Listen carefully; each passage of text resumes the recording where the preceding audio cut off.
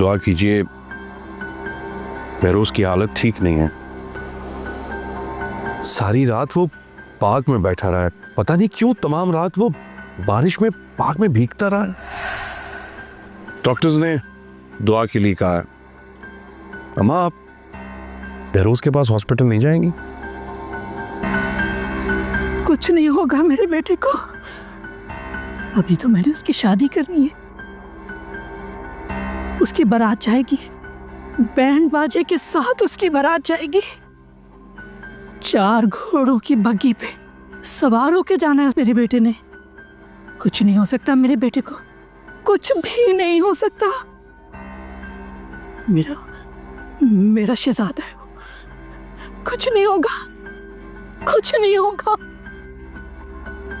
अम्मा, आप बस दुआ कीजिए। डॉक्टर्स ने भी दुआ करने के लिए कहा है। किसी की दुआ तो लगेगी ना उसे।